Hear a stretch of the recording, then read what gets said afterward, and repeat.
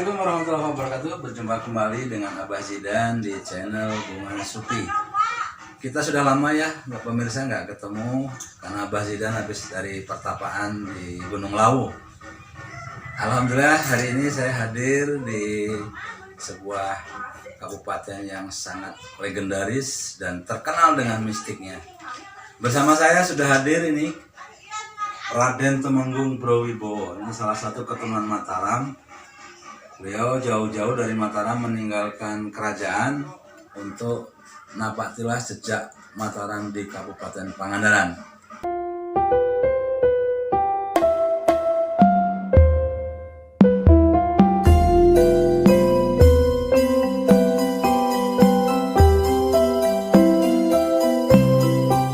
Sebagaimana diketahui, Pangandaran merupakan salah satu ketika tahun 1629 Masehi Sultan Agung mengirimkan pasukan untuk penyerangan ke Batavia. Hanya ketika itu beberapa pasukan tidak mau perang, mogok, dan mereka membuat permukiman, membuat perkampungan di Pangandaran. Sehingga bagi pemirsa yang jalan-jalan ke Pangandaran, kok ada bahasa Jawa ini? Nah, inilah salah satu keturunan Raden Temenggung Browibowo yang SK-nya sampai sekarang masih berlaku ya? Alhamdulillah. Oh, okay. Telepon kabarnya Mbah? Ya, alhamdulillah luar biasa berkah. Okay. Mbah, ini ngomong-ngomong sekarang ini kepemimpinan Mataram itu sedang ditunggu-tunggu untuk melahirkan generasi Ratu Adil. Ya. Karena ada sinyalir pemimpin yang sekarang ini Mataramnya palsu, dia dari selir katanya. Gimana Mbah? ya itu karena berbicara ke masyarakat ya, berbicara ke dualisme atau versi yang berseberangan atau yang perbedaan. Ya sebenarnya kalau membahas tentang apa tadi Ratu Adil, kalau dianalisa ini membaca tentang pedoman ya, kalau kita membahas tentang sejarah, membahas tentang dinasti, itu kan yang menjadi barometernya itu ada di Jonggo Joyoboyo. Oh iya, gimana itu Mbak?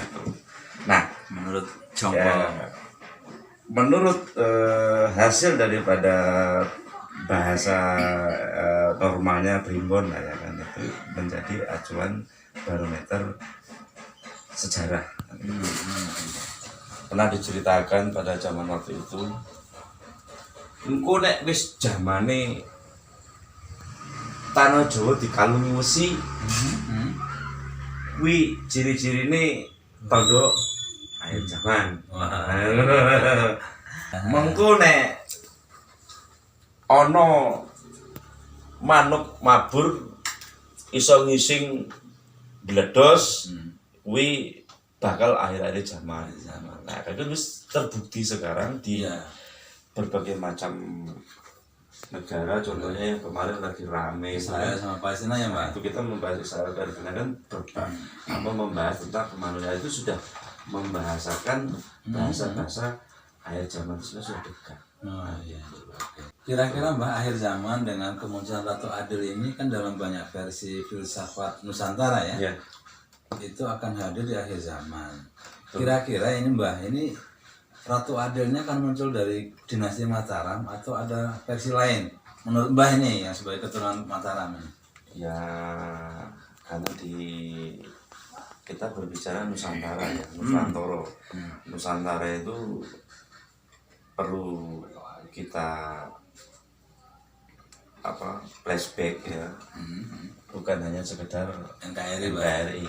Nusantara itu meliput Malaysia, Brunei dan sebagainya, itu kan bagian dari Nusantara ya. Dengan munculnya dulu pangan itu Gajah Mada, itu kan hijrah ke berbagai macam, itu kan karena untuk mempertahankan Nusantara. Berbicara sepuh, berbicara dinasti, itu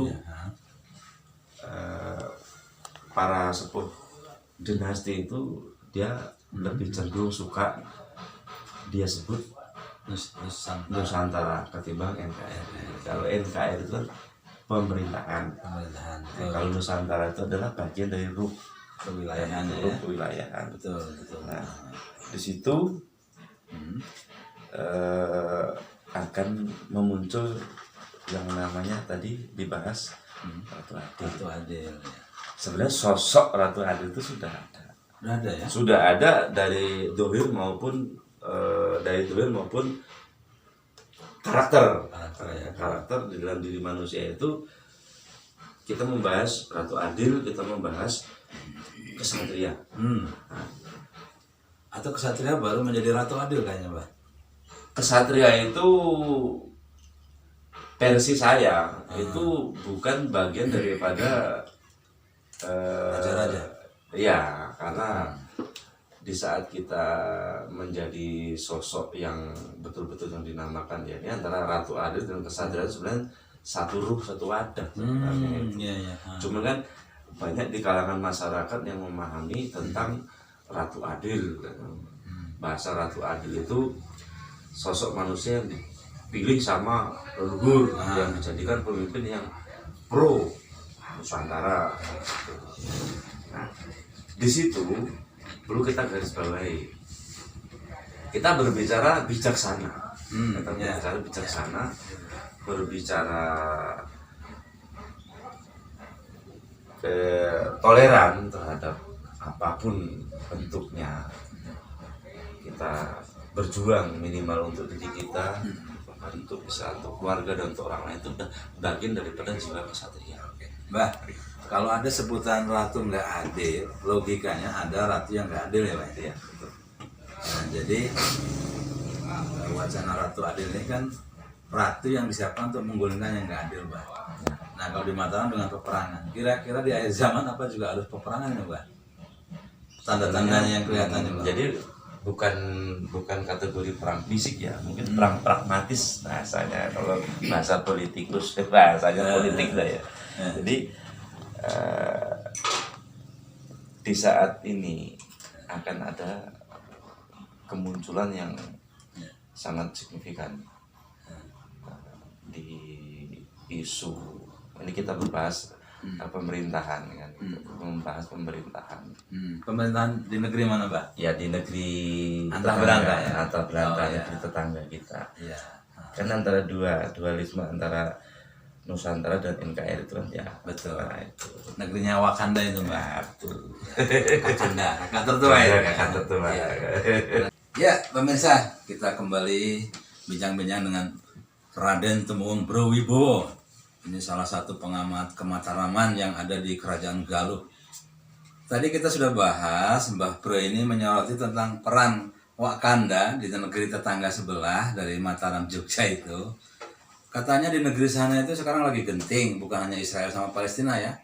Hampir Wakanda ini kayaknya meniru ini, Mbah, meniru Raja Mataram yang ke anaknya Sultan Agung nih, Mangkurat I. Katanya, nah, tapi ini kan negeri dongeng, Mbah. Iya. Jangan dijawab yang vulgar, Mbah. Oh, gitu. Karena nanti Mbah ditangkap. Oh gitu, ditembak. Ditewak.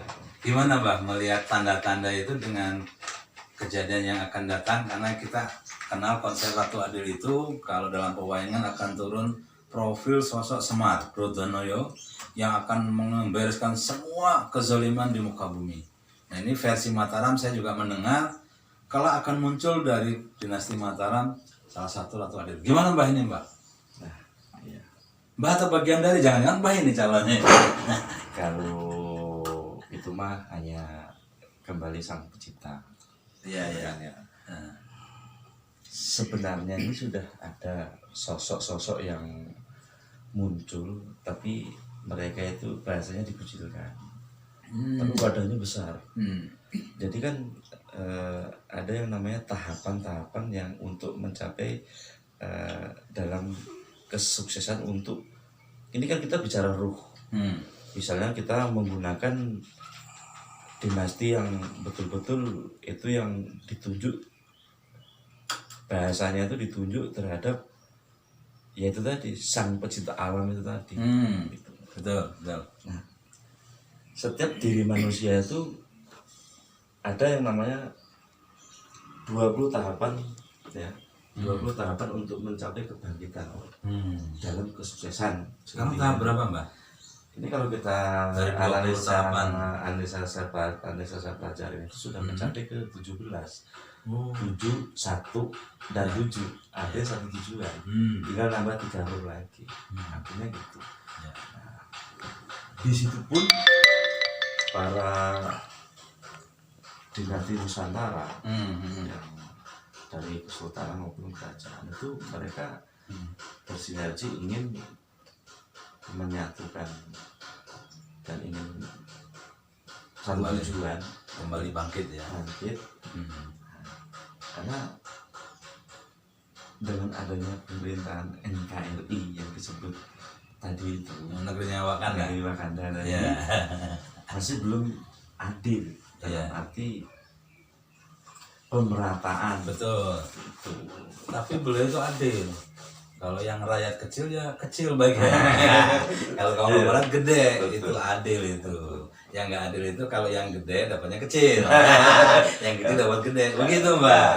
Itu versi Wakanda. Gimana menurut versi Mataram ini?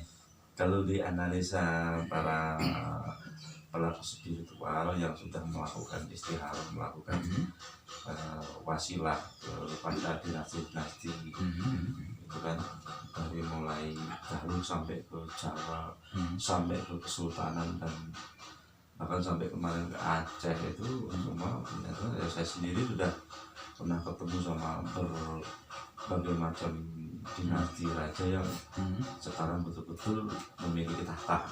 Oh, betul ya. Alhamdulillah di dalamnya saya diakui lah. Ya.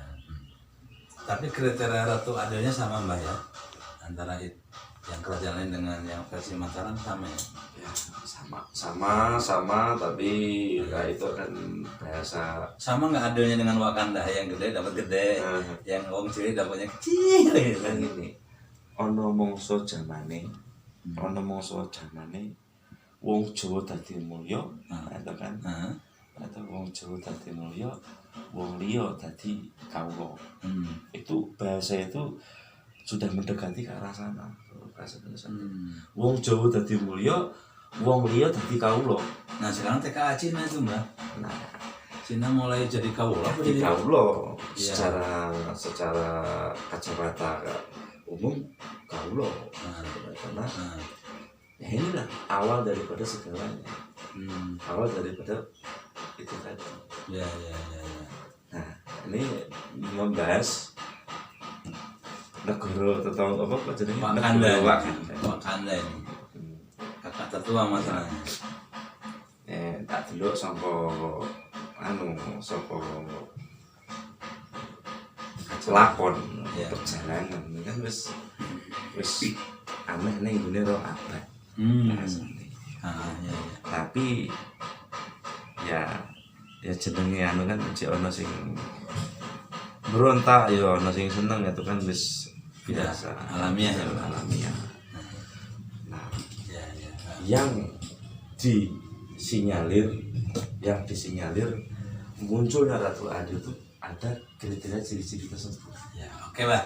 Kriterianya kita simpan dulu ya, pemirsa, supaya tayangan kita semakin menarik. Oke, Mbak Bro. Ya. Assalamualaikum warahmatullahi wabarakatuh. Jangan lupa like, comment, and subscribe.